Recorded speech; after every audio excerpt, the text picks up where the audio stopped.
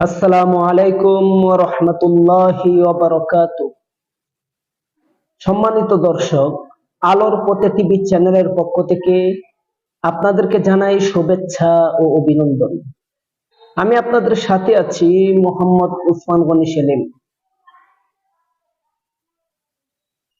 যে টপিক নিয়ে আজকে আলোচনা করতে যাচ্ছি অত্যন্ত গুরুত্বপূর্ণ একটি বিষয়,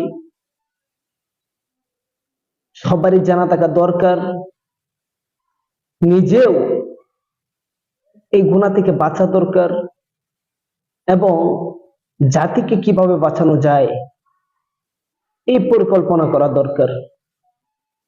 যে একটি গুনায় জর্জরিত আজ আমাদের সমাজের অধিকাংশ যুবক যুবতী, সেই গুনাহটা হলো হস্তমৈথুন করা। পৃথিবীর সমস্ত আলেমদের একমত, হস্তমৈথুন করা মারাত্মক একটি গুনাহ, এটি হারাম, একেবারেই নিষিদ্ধ। জিনা করা যেমন গুনাহ, হস্তমৈথুন করা ঠিক তেমন গুনাহ। হস্তমৈথুন করা জিনা করার সমতুল্য গুনাহ। আসুন আমরা জেনে নিই আল্লাহ তাআলা এই সম্পর্কে কি বলেন। আল্লাহ পাক রব্বুল আলামিন বলেন, ওয়াল্লাযীনা হুম লিফুরুজিহিম হাফিযুন ইল্লা আলা আজওয়াজিহিম আও মা মালাকাত আইমানুহুম ফাইন্নাহুম গায়রু মালুমিন ফামান ইবতাগা ওয়ারাআ যালিকা ফাউলাইকা হুমুল আদুন। আল্লাহ পাক রব্বুল আলামিন পবিত্র কোরআনুল কারীমে বলেন, মুফাসসিরগণ এর ব্যাখ্যা এটাই লিখেছেন, বিয়ে কিংবা বৈধ পদ্ধতি ব্যতীত কাম চাহিদাকে যারা অন্য কোনো পদ্ধতিতে চরিতার্থ করবে, এটা সম্পূর্ণরূপে হারামে পরিণত হবে। অর্থাৎ হাতের মাধ্যমেই হোক কিংবা অন্য কোনো হারাম পন্থাই হোক, যে কোনো হারাম পন্থাই হোক, হালাল পন্থা ব্যতীত, বিয়ে কিংবা হালাল পন্থা ব্যতীত যত হারাম পদ্ধতি রয়েছে, যেভাবেই সে শারীরিক চাহিদা পূরণ করায় নেই, সম্পূর্ণরূপে সেটি হারাম হবে এবং জিনা করার সমতুল্য গুনাহ হবে। সম্মানিত দর্শক, যারা এই হস্তমৈথুন একবার অভ্যাস করে ফেলে, এই জায়গা থেকে তারা আর ফিরে আসতে পারে না সহজে। তবে এই জায়গা থেকে কিভাবে ফিরে আসা যায়, এই নিয়ে আমার কিছু পরামর্শ। সর্বপ্রথম আপনাকে যে কাজটি করতে হবে, যে কাজটি করার মাধ্যমে আপনি এই জায়গা থেকে বেরিয়ে আসতে পারবেন, হস্তমৈথুন থেকে বাঁচতে পারবেন, এই অভ্যাস আপনি দূর করতে পারবেন। প্রথমত পরামর্শ হলো, আপনার মোবাইলে যত খারাপ ভিডিও রয়েছে, যত ধরনের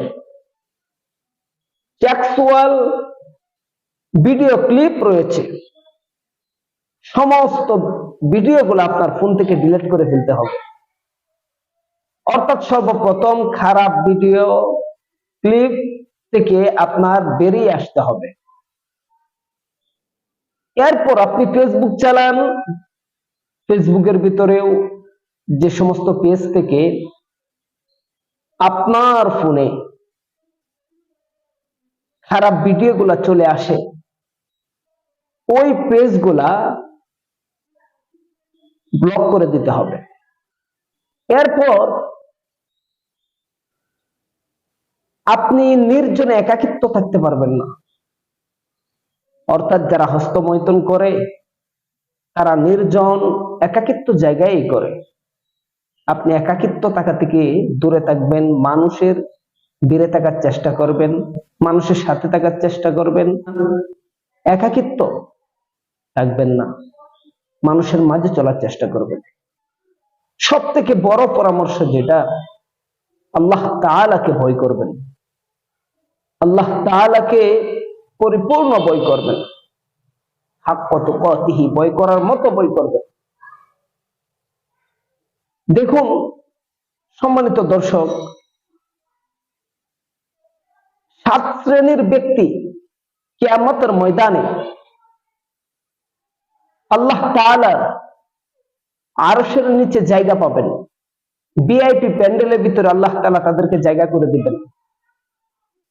অর্থাৎ যে সময়টা অত্যন্ত ভয়াবহ সময় থাকবে, সূর্য মাথার আদাত উপরে চলে আসবে, মাথার মগজগুলো বাতের পানির নেই টকবক টকবক করতে থাকবে।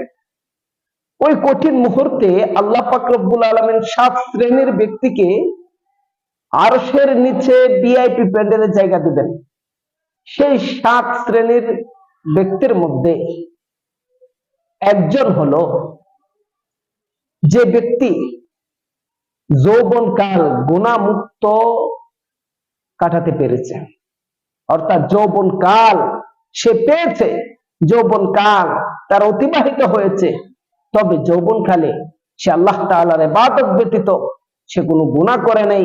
যৌবনকালে তার দ্বারা বড় থেকে ছোট, ছোট থেকে বড় কোন প্রকার গুনাহ হয় নাই।